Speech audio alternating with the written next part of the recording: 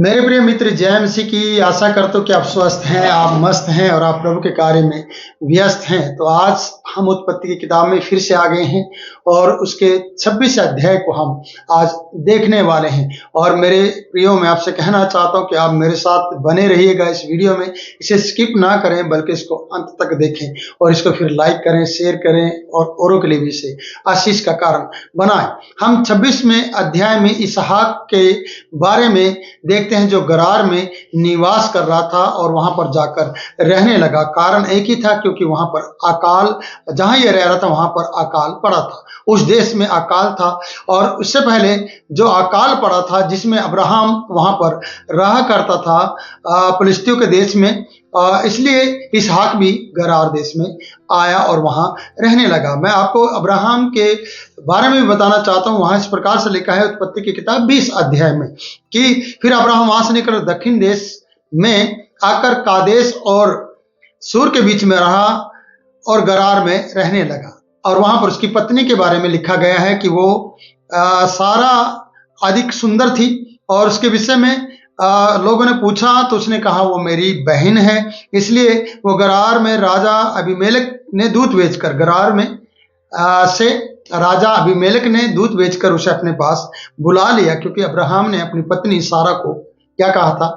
बहन कहा था। ये वही अबीमेलेक है जो अब इसहाक की भी यहाँ पर चर्चा हो रही है कि इसहाक उस देश में आया जहां पर अकाल पड़ा था और परमेश्वर अब्राहम के दिनों में भी पड़ा था। इसलिए इसहाक गरार को फिलिस्तियों के राजा अबीमेलेक के पास गया और वहां उसने उसको दर्शन देकर कहा, यहोवा ने दर्शन दिया परमेश्वर ने, क्योंकि परमेश्वर ने वादा किया था अब्राहम के साथ कि मैं तेरी संतानों को बढ़ाऊंगा और मैं तेरे साथ रहा तो इसहाक के साथ भी रहूंगा। और वहां यहोवा ने उसे दर्शन दिया कि मिस्र देश में मत जा। वो मिस्र में जाना चाहता था, जैसे कि अब्राहम भी मिस्र में गया। और यहां लिखा है, परमेश्वर कह रहा है जो देश मैं तुझे बताऊं उसी में रह, तू उसी देश में रह गरार में, और ये सब देश मैं तुझको और तेरे वंश को दूंगा। शब्द खा रहा है, और जो शब्द मैंने तेरे पिता अब्राहम से खाई थी उसे मैं पूरी करूंगा। मैं तेरे वंश को आकाश के तारागण के समान करूंगा और मैं तेरे वंश को ये सब देश दूंगा और पृथ्वी की सारी जातियां तेरे कारण अपने को धन्य मानेगी, क्योंकि अब्राहम ने मेरी मानी और जो मैंने उसे सौंपा था उसको और मेरी आज्ञाओं को और विधियों और व्यवस्था का पालन किया। अब्राहम ने जो जो किया, अब्राहम ने मेरी बातों को माना, उसके कारण से मैं तुझे आशीष दूंगा, कारण कि मैं तेरी संतान को तारागण के समान बना दूंगा। तो प्रियो, यहाँ पर 26वां अध्याय हमें यह बताता है कि यहाँ पर पिता की गलती फिर से दोहराई जा रही है बेटे के द्वारा। जो हम यहाँ पर देखने वाले हैं वो ये हैं, आगे बढ़ जाते हैं, हम 6 पद में आते हैं। इसलिए इसहाक गरार में रह गया। जब उस स्थान के लोगों ने उसकी पत्नी के विषय में पूछा, तब उसने सोचकर कि यदि मैं उसको अपनी पत्नी कहूं तो यहाँ के लोग रिबका के कारण जो सुंदरी है मुझको मार डालेंगे। उसने उत्तर दिया, वह तो मेरी बहन है, जैसे कि यहाँ अब्राहम ने कहा था गरार के अंदर अबीमेलेक के लोगों को या अबीमेलेक को। और यहाँ पर उसके लोगों ने जब पूछा, क्योंकि वो सुंदर थी, और उसने बताया अगर मैं कहूं ये मेरी पत्नी है तो पत्नी के कारण कहीं ये मुझे मार ना दे। तो पिता की गलती पुत्र के अंदर उसने फिर से उसको दोहराया है और दोहरा कर वही बात हो रही है। ये सुंदरता कई बार है ना पति के जीवन में रुकावट लेकर आती है या लोगों के बीच में रुकावट या पाप करवा बैठती है। तो यहाँ पर हम देख रहे हैं, पर प्रियो, जिस परमेश्वर ने उससे पहले वादा किया है, जैसे कि हम 1 पद से लेकर 5 पद तक देखते हैं कि मैं तुझे बढ़ाऊंगा, तेरे शत्रुओं का तुझे अधिकारी, देश का अधिकारी बनाऊंगा। ये बात कैसे भूल जाता है इंसान कि परमेश्वर मेरे साथ है? क्या कोई मेरी पत्नी को मुझसे छीन सकता है? क्या मेरे लोगों को कोई मार सकता है जब परमेश्वर मेरे साथ है? पर फिर भी इंसान भूल जाता है, जैसे कि इसहाक भूल गया है और डर गया है, कहीं ये मेरी पत्नी के कारण मुझे मार ना दे, इसलिए उसने उसको बहन कहा है। और आगे हम बढ़ते हैं 8 पद। जब उसको वहां रहते हुए बहुत दिन बीत गए, क्योंकि परमेश्वर उसे आशीष दे रहा था, तब एक दिन फिलिस्तियों के राजा अबीमेलेक ने खिड़की में से झांक के क्या देखा कि इसहाक अपनी पत्नी रिबका के साथ क्रीड़ा कर रहा है या उसके साथ सो रहा है। तब अबीमेलेक ने इसहाक को बुलाकर कहा, वह तो निश्चय तेरी पत्नी है, फिर तूने क्यों उसे अपनी बहन कहा। इसहाक ने उत्तर दिया, मैंने सोचा कि कहीं ऐसा ना हो कि इसके कारण मुझे मृत्यु मिले। अबीमेलेक ने कहा, तूने हमसे यह क्या किया? ऐसे तो प्रजा में से कोई भी तेरी पत्नी के साथ सहज से कुकर्म कर सकता था। तू हमको क्यों पाप में फंसाता है? जैसे कि अब्राहम ने अबीमेलेक को और उसके लोगों को विपत्ति में डाला था। उनकी पत्नियां बांझ हो गई थी, उनको डिलीवरियां बंद हो गई थी, जैसे कि हमने पिछली वीडियो में सीखा है और 20वें अध्याय में हम इस बात को देखा करते हैं। तो यहाँ अबीमेलेक अभी भी ये कह रहे हैं, जबकि फिलिस्तियों का राजा है, ये कह रहे हैं कि भाई तू हमें क्यों फंसाता है? क्यों तूने हमें फंसाने की बात की है? तुम्हारी पत्नी के साथ कोई भी सहज से कुकर्म कर सकता था, कोई भी गलत काम कर सकता था, तो तूने ऐसा क्यों किया है? इसने कहा, मुझे डर था।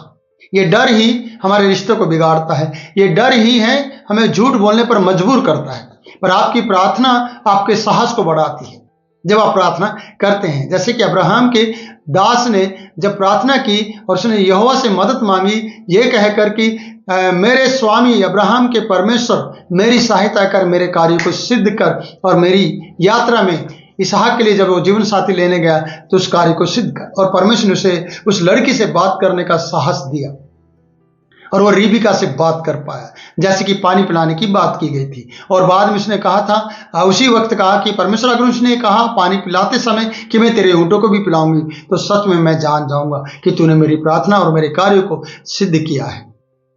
और वो बोलने में उस वक्त साहस नहीं पा रहा था जब तक उसने प्रार्थना नहीं की थी। जब उसने प्रार्थना की तो प्रार्थना ने उसे साहस दिया।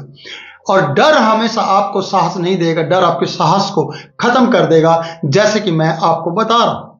ये डर ही है जो इसहाक के अंदर पाया गया कि कहीं मेरे पत्नी के कारण जो इतनी सुंदर है मुझे मृत्यु ना मिल जाए, ये मुझे कोई मार ना दे और मेरी पत्नी को रख ना ले। तो उसने झूठ बोल दिया और झूठ बोलकर अपना आप को बचाने की कोशिश की। जबकि अबीमेलेक, मैंने पिछली वीडियो में कहा कि धर्मी नजर आता है, उसने कहा, यार तू हमें फंसाने की कोशिश में है, हमारी प्रजा का कोई भी जन तेरी पत्नी के साथ कुकर्म कर सकता था, आसानी से कर सकता था। इसलिए कर सकता था कि तू उसके प्रति जिम्मेवारी नहीं निभा रहा है, पति और पत्नी की।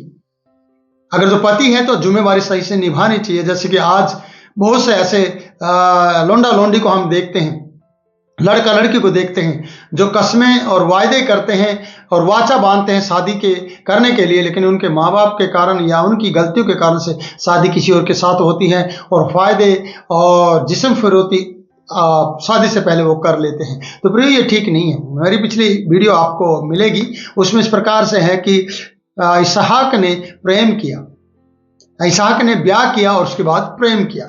मैंने कहा पहले ब्याह करो फिर प्रेम करो, और हम पहले प्रेम करते हैं, उल्टे काम करते हैं, उसके बाद ब्याह की सोचते हैं, तब तक ब्याह नहीं होता है। तो मेरी एक वीडियो आने वाली है, बिना दूल्हे की बारात।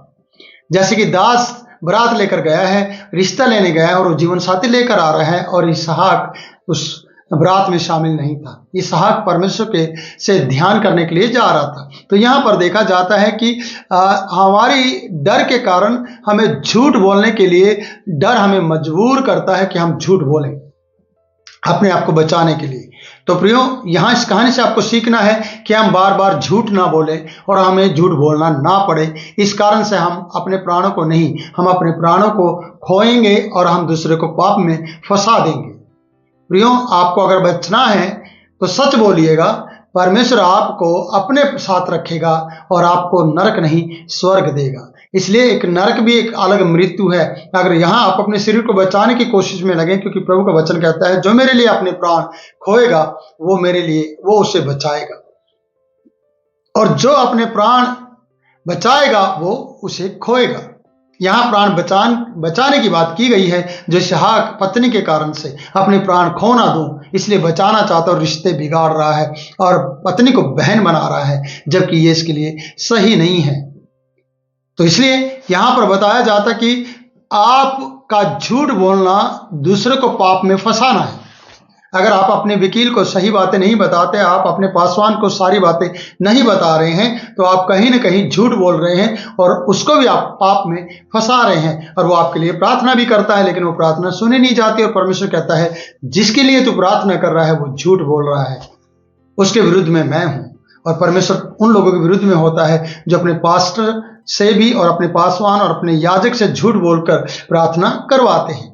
तो प्रियो, ये कहीं ना कहीं आप धोखा दे रहे हैं। जैसे कि इसहाक ने इन लोगों से झूठ बोल दिया और फिर अबीमेलेक ने उसे रंगे हाथों पकड़ा है कि वो अपनी पत्नी के साथ सो रहा है या क्रीड़ा कर रहा है। तो आप समझ गए इस बात को।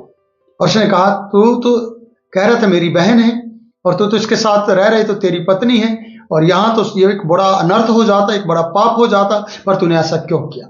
क्योंकि डर हमेशा मृत्यु लेकर आता है। डर हमेशा झूठ बोलने पर मजबूर करता है। इसलिए झूठ ना बोलिए और किसी से ना डरिए। साहस चाहिए तो प्रार्थना कीजिए और आपका साहस बढ़ेगा, बात करने का साहस बढ़ेगा, आपको दिलेरी देगा प्रार्थना, कि आपको जब आपके अंदर दिलेरी होगी तभी आपके जीवन में बेदारी आएगी। तो इसलिए बेदार हो और दिलेरी पाओ और प्रार्थना करो और झूठ ना बोलो। और सच बोलने की ताकत प्रार्थना में है, वो परमेश्वर आपको देगा। तो यहीं पर इस वीडियो का अंत करते हैं और अगली वीडियो में फिर मिलूंगा नई बात के साथ। तब तक के लिए मैं आपसे इजाजत चाहता हूं। तो हमने यहाँ अभी तक 10 पद तक लिया है, 11वें पद को हम देखेंगे। प्रियो, आपको प्रभु बहुत से आशीष दे। इस वीडियो को लाइक करें, शेयर करें और हमारे चैनल को सब्सक्राइब करें। जय मसीह की।